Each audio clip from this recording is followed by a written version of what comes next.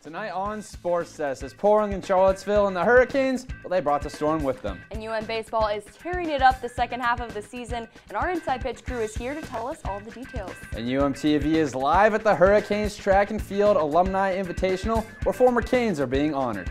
We also talked to some Hurricane golfers about what it's like to be on the team. All that and more, get ready, because SportsDesk starts right now.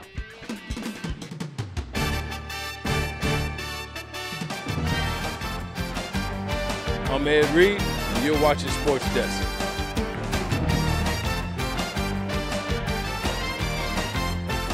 Hi, I'm Jim Kelly, former UM guy. You're watching SportsDesk. What's up? I'm DJ Williams, and y'all watching SportsDesk.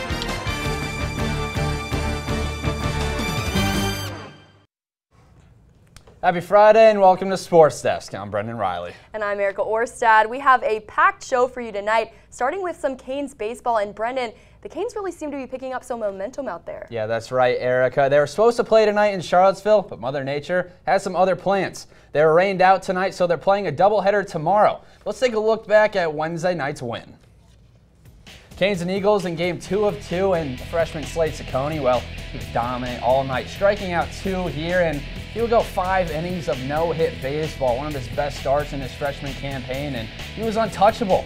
And now going to the top of the third, Anthony Villar at the plate, and he cranks one out to right field, a no-doubter for the second baseman, his second home run of the year. Put the Canes up 3-0. Now going to the top of the 7th, Gabe Rivera at the plate, bases loaded, and he cranks one out to right center. This one's high, it's far, and this you can forget about this one. A grand slam blowing this one wide open. It was Rivera's 3rd home run of the year, and the Canes wouldn't look back. The pitching didn't allow a hit until the 7th, and they dominated FGCU, and they would end up winning this one 10-1, sweeping the Eagles this week, setting up a weekend series against UVA. Yeah, Hurricanes baseball is definitely getting hot in the second half of the season. Charlotte Payne and Maxwell Trink discuss what's been going on in the past few games. Guys? Welcome to Inside Pitch. I'm your host, Charlotte Payne, joined again with analyst Maxwell Trink. The Canes are really on the right track, winning 2 games against FSU and 2 games against FGCU. And Tuesday night, the Canes really battled all the elements and still came out on top. I think this team's starting to find their groove. Yeah, Charlotte, they really are, especially that Tuesday game. It was a testament to the way that they played throughout the entire season. JP Gates really didn't have that great of a start. They only pitched 2 outs for the Hurricanes. But then from that point, the lineup backed them up a little bit. The bullpen was there for certain parts of the game, and they were able to come out on top in a high-scoring performance. And then the following day against Florida Gulf Coast, they did the exact opposite, shut them out until the 9th inning, only scoring 1 run. FGCU did. But Miami really has been there with the lineup. The pitching's back, especially this weekend against Florida State. When you come out against a rival and the rotation was so great, that's what the Hurricanes need for the rest of the year after a start that was a little bit slower when it comes to ACC play. Evan McKendry, one of his best performances as a Miami Hurricane against Florida State, a pitch shutout performance against them through 7 innings, and that's what the Hurricanes really need. McMahon coming in there, showing that he has the speed and the command on the Saturday spot. So this team has really been rolling with the rotation. The power's been there, Alex Terrell, with that grand slam against Florida State. That was huge for this team, and they need to keep that momentum going into this series in Charlottesville.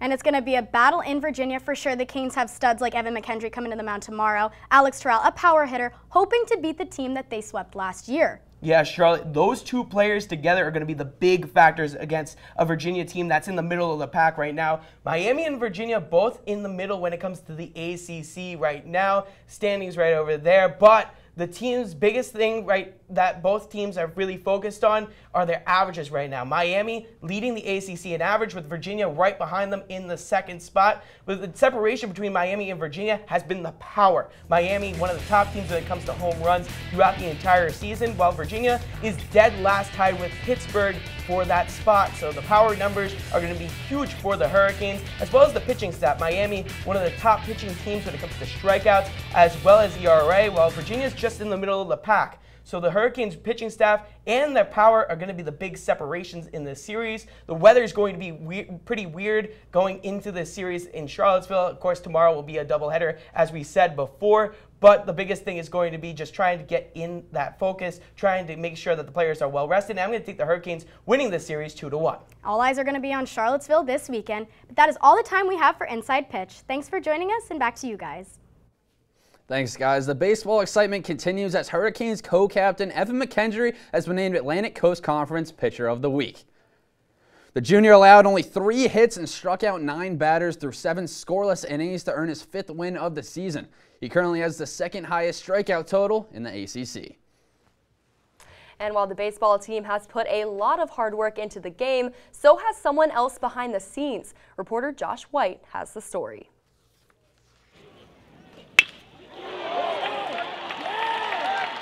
The Hurricanes baseball team is off to a historic start under first-year head coach Gino Damari. While the Hurricanes are much improved under Damari on the field, away from the spotlight, student manager Jake Yardeni has made his impact felt among the organization. I think he does a lot of behind-the-scenes stuff, so he's always helping out with the team and helping out with the program and doing whatever he's asked. He's one of us. He's just one of the guys, and we get along with him really well, and he's just a great guy and loves the game, so we love him too. He's very easy to get along with, you know. Everybody loves him. He fits right in, you know. Everyone that works here, you know, knows, you know, from day one, you know, this is a family. I mean, he's the type of kid, you know, that I would consider, you know, maybe like a brother to me as well. He's a good, you know, hard-working kid. Yardeni arrives at the ballpark about 5 hours before first pitch, even before the players get to the field. He grabs bats, buckets of baseballs for the dugout, sets up pitching machines for batting practice, and assists the coaching staff throughout the game. My favorite part is probably sitting in the dugout with all the guys watching the game. It's just fun to be in that type of environment. When the game ends, Yardeni is one of the last people to leave the facility. Just as he did setting everything up, Yardeni will make sure everything is returned just the way he found it to start the marathon the very next day. Yet despite the long days at the light, Yardeni wouldn't want it any other way. I never leave baseball because it's all I am. I mean, I eat, sleep, and breathe baseball. That's the sport where I can see myself working 12 to 15 hours a day and really enjoying it. I enjoy coming out to the field every day and just the smell, the sights, and just the sounds of baseball. My whole life has been just, you know, encompassing baseball. Coming up, track and field may be coming to a close, but the future is still wide open for one hammer throwing star. Full story after the break.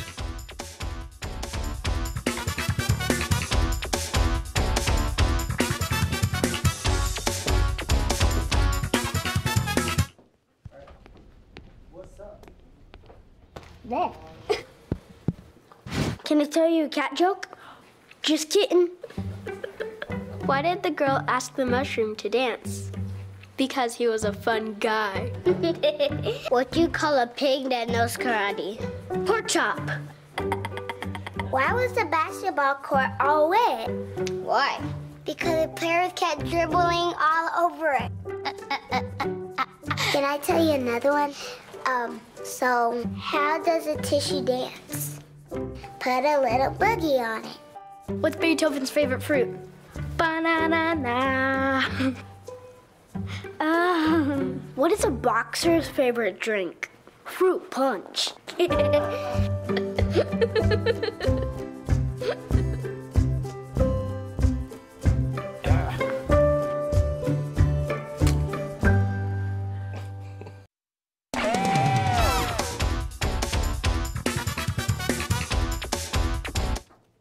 The women's outdoor track and field team is ranked 10th in the U.S. Track and Field and Cross Country Coaches Association. The Canes have been on fire this year with a team score of just over 183. They're being led by their 4x100 relay team, which holds the 3rd fastest time in the country. Brennan, it's exciting news for the Canes. Absolutely, Erica. The excitement continues this weekend as Miami hosts the Alumni Invitational. It's the Canes' last home meet of the track and field season, and senior Canes are being honored at the meet. Yeah, and UMTV's Tommy Sullivan is live at Cobb Stadium. Tommy, what can you tell us? That's right, it is the final home meet for the Canes so far this season. 9 seniors being honored tonight for their contributions and time spent at the U. Also being honored tonight is the ACC champion indoor women's track team, which of course won that title a couple months ago. Both the men and women's team this year have had very successful seasons. Of course, the women's team ranked number 10 in the entire country. But it is going to be a tough weekend for the Canes, especially for the men as they host the 6th-ranked LSU Tigers. What's going to be a big help for them is hammer thrower Kevin Arriaga. I got a chance to sit down with him earlier this week and talk about his success so far this season. The Canes track team is hosting their final regular season meet beginning today.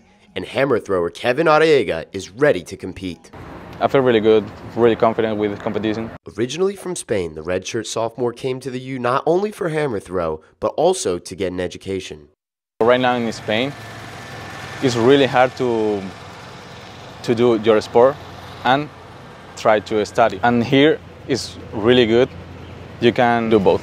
Arriaga is already off to a great season, throwing a then NCAA leading distance in March, which earned him ACC Performer of the Week. Makes me really happy because, for example, in Spain we don't have like awards like each week or something like that, but like that recognition feels like good.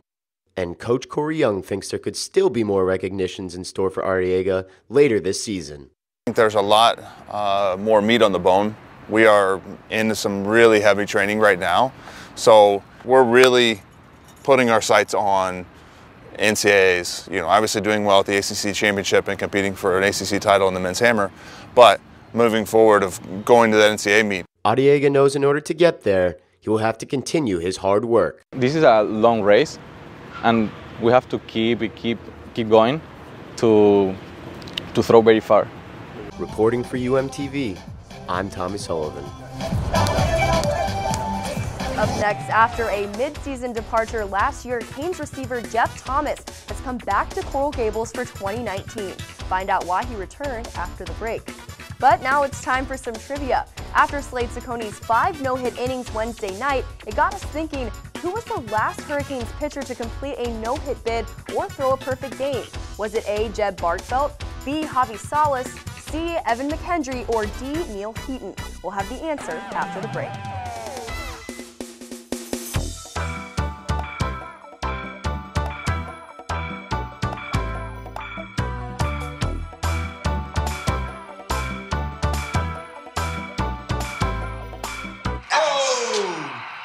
Checking your fantasy league? Nah, just my 401k statement. Nice. Where'd you find the money for that? I've just been saving a little every month. I can't seem to save anything. Well, what about all this? What about the money you're spending? What money? It's gone before I can get my hands on it. I got a pizza for a Todd. Hey, can somebody spot me? When it comes to financial stability, don't get left behind. It's 547. Get tools and tips for saving at feedthepig.org. So, Masters, who you got? You have to give me Eldrick Tiger Woods, baby. Maybe Bubba. Oh. Hey, where do you find golfers on a Friday night? Where? Clubbing. Maybe you can make retirement happen. After all, you made home ownership happen. Homeschooling yourself on loans, beefing up your credit score. So I'm pre-approved. You were like, yes! Sorry. Color coding listings, ticking boxes, and flushing every toilet in a 20-mile radius. Home sweet home. You aced house hunting. Now get the tips you need to get on track at aceyourretirement.org.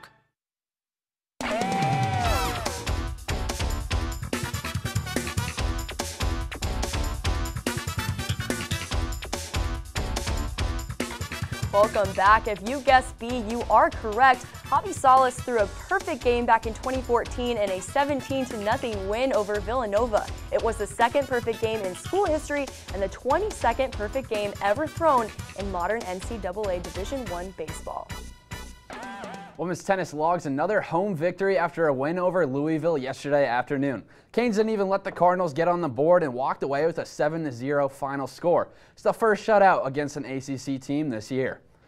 And the women's tennis team will play their final match of the regular season tomorrow afternoon when they host Virginia. The Canes will recognize the team's 2 seniors, Anna Madker and Daniela Roldan, before the game in a special ceremony.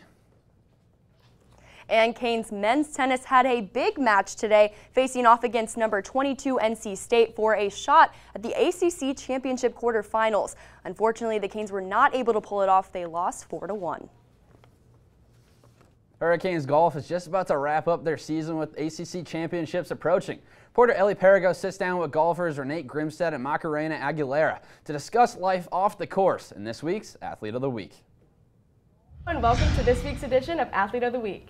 I'm Ellie Perigo here with Renata Grimstad and Macarena Aguilera, 2 members of the women's golf team that just broke the top 20 of the national rankings. What was that like for you guys? It's really nice. Well, we worked for it, so it's really nice to have it. Yeah, it's cool to see all the hard work the last couple of weeks paying off finally. So, yeah. Yeah, that's awesome.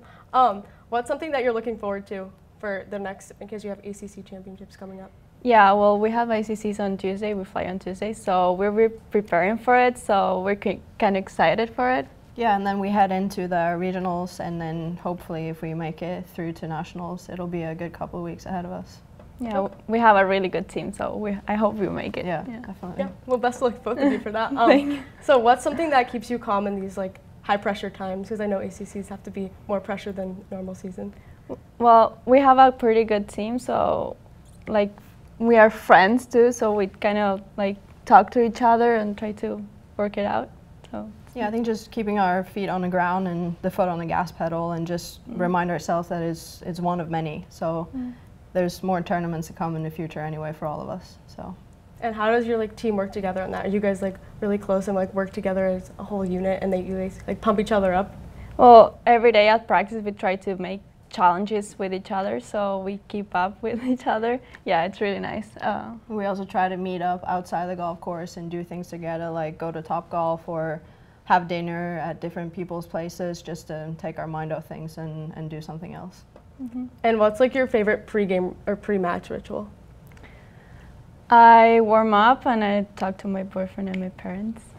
That's it. Yeah, I like to listen to music during warm-up just to get myself fired up and yeah, make sure to loosen up and get ready.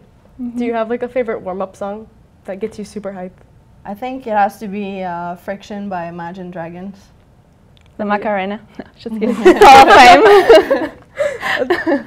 All right. Well, that's all the time that we have here. Thanks for joining us for this edition of Athlete of the Week. Back to you, Erica. Thanks, Ellie. This past Saturday, Hurricanes football held their first spring scrimmage under new head coach Manny Diaz. Running backs Cameron Harris and DJ Dallas shined, combining for 70 rush yards, while tight end Will Mallory caught 2 touchdown passes. The Canes will have their first public scrimmage at Traz Powell Stadium at Miami-Dade College.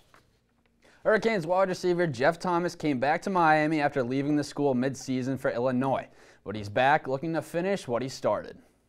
Yes, finish what I started, because I made a commitment that I would come here my freshman year, so like, I just want those things to be great again. Everybody missed me. They was blowing up my phone, my DMs, and saying come back, so I just wanted to take that back. Thomas transferred to the University of Illinois after being dismissed from Miami's program on November 21st. The junior led the Hurricanes in receiving before his departure and looks to continue his time at Miami in similar fashion. And despite their season being over, the women's basketball team is still reeling in the awards. On Monday, the team finished at number 20 in the coaches poll, marking their second top 20 finish in the last 3 years. The Canes are one of 6 ACC teams in the top 25. And still to come, some new faces join Hurricane Athletics, but these happen to have a waggy tail with them. Stay tuned.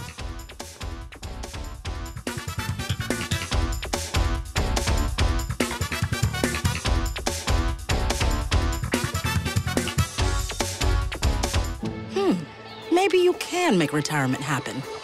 After all, you made this vacation happen. Double points with every purchase? Cleverly merging promotions. I love it. Cross-referencing travel sites. And booking all your flights with those... Vouchers. I got us bumped. They were like, oh. But now they're like... Aloha. You aced this vacation. Now get the tips you need to get on track at aceyourretirement.org. patriotism. It inspires passionate debate, and it's worn like a badge of honor with good reason, because it means love and devotion for one's country. But what really makes up this country of ours? It's the people. To love America is to love all Americans. This year, patriotism shouldn't just be about pride of country. It should be about love. Love beyond age, sexuality, disability, race, religion, and other labels. Because love has no labels.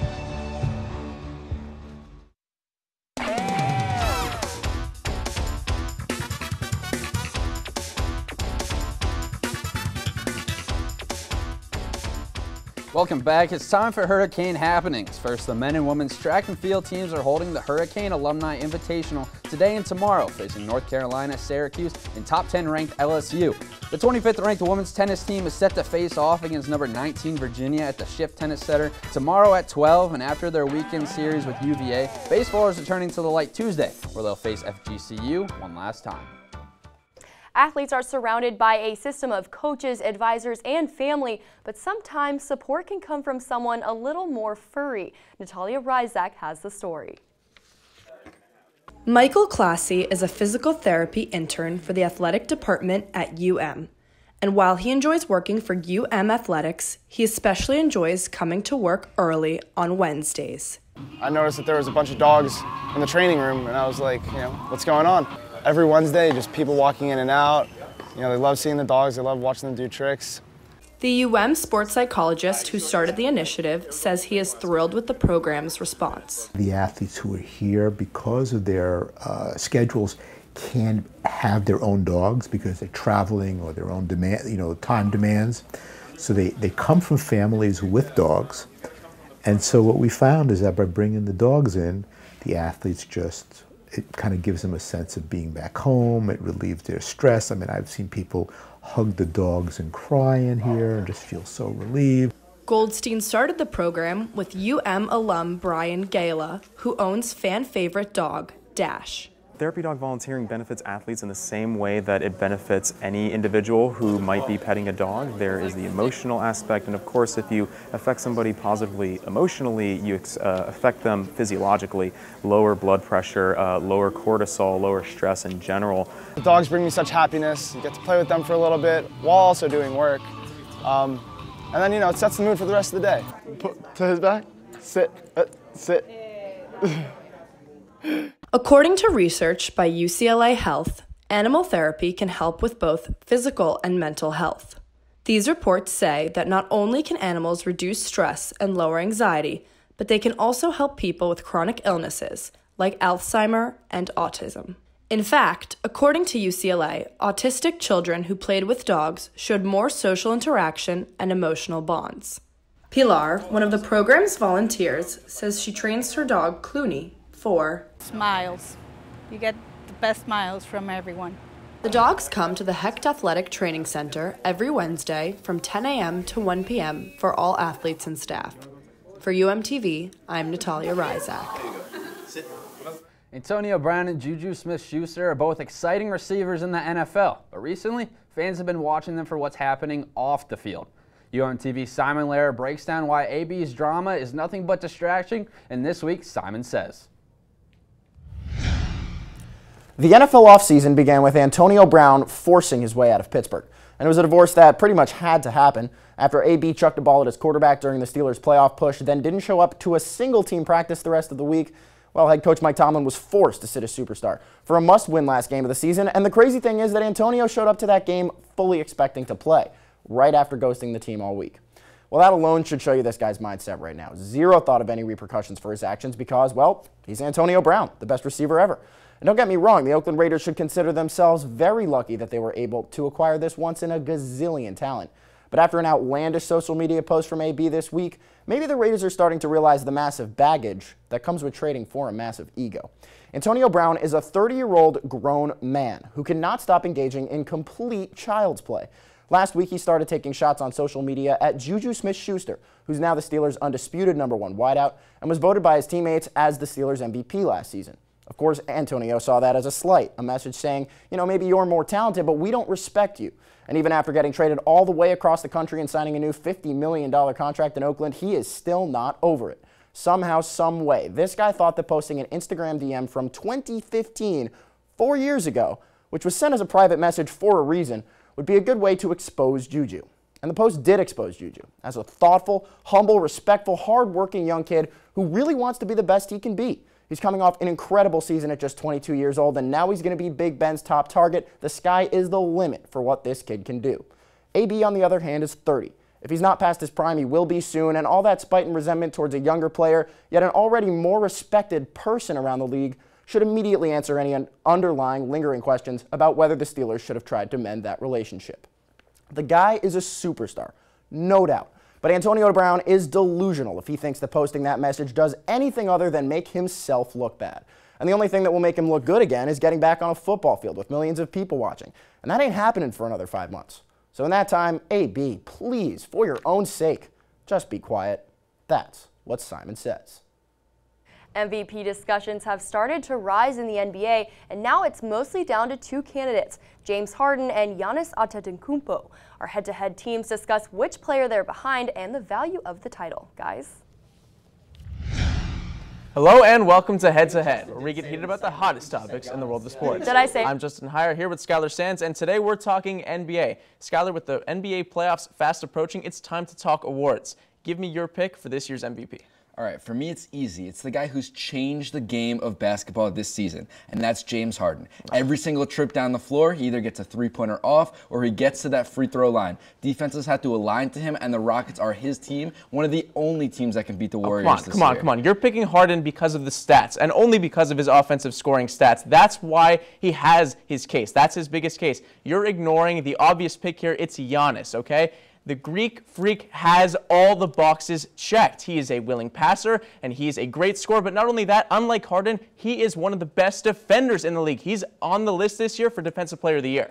All right, so here's why you're wrong. Giannis is a great player, and I will not take that away from him. But he's on one of the best rosters in the entire league, surrounded by guys like Middleton, Bledsoe, and Lopez. But that shouldn't take away from all the amazing things he's doing. That's not a fair case to just take away from the greatness he's displayed this season. He's had one of the best seasons of any NBA player of the past decade. He is a complete two-way player, and like I said, he makes everyone around him. He makes his team better. He is valuable, most valuable player. He is valuable to that team. James Harden carries his team, and arguably Mike D'Antoni might even be Coach of the Year because of James Harden. If James Harden was gone, the Rockets would be a bottom feeder. Okay, but the Bucks would still be in the playoffs without When you Giannis. look at the storyline, Giannis makes the most sense because he is one of the best players in the entire NBA, and he's the best player on the best team in the NBA. And who usually gets picked for MVP? The best player on the best team in the NBA. And for that reason, James Harden is the guy because he scores and he carries. But does he play defense? Does he play defense? No, Giannis does. Giannis is a two-way, complete player, and I think that's why his case is stronger. But unfortunately, that's all the time we have today. Back to you guys at the desk. Thanks, guys. For today's play of the day, we travel to San Jose, where the Sharks and Golden Knights were squaring off in Game 1 of the Stanley Cup playoffs. And Joe Pavelski, well, he got a little help from his face. Let's take a look. First period, Brent Burns lets one go from the point, and the puck ends up trickling in. There's tons of traffic in front. I don't know how that one got through. Let's take a closer look. Pavelski going to the front of the net, and shot comes in. What? No, come on. No, you got to be kidding me now. It goes off his chin? What is that? I mean, I've taken baseballs off the chin, but a hockey puck off the chin? That's not for me. I mean, look at him. He looks perfectly fine just shaking it off. I mean, taking one off the chin like that, you have to be a true warrior, but they're hockey players. They're all like that. I mean, the Sharks would take Game 1 by a score of 5-2, going up 1-0 in the first round series. And bittersweet for the Miami Heat as Dwayne Wade's last dance came to an end this week. Wade stepped onto the court for his final game on Wednesday in Brooklyn following an emotional last home game at the AAA on Tuesday night. And there he is in front of a sold-out crowd, and I was there to experience it myself. Fans roaring for the MV3 all night, especially after this one, hitting that three and making some other nice plays as well. After the game, his son Zaire here doing the Wade jersey swap we've seen all year, and the entire Heat team doing the same. Wade spending the emotional night with his own family as well as his Heat family and coaches, teammates, and fans all together. Brendan, definitely an emotional night for Wade, and I might have shed a few tears as well. Yeah, I mean, a big night, but Zaire Wade, class of 2020 recruiting class, I mean, Coach L, he might have to get on that. Yeah, can we see a number 3 for the Canes? It's possible. All right, well, what are you doing this weekend? This weekend you got the Masters, you got the NBA playoffs, the NHL playoffs, baseball is back. It's a great weekend. Definitely a big weekend in sports. And the Tampa Bay Lightning, they got to pick up their game if they want to see the Stanley Cup. Yeah, so do the Bruins. But that's all the time we have this week. So come back next week for another edition of Sports Desk. Thanks for watching. Thanks, guys. Nice.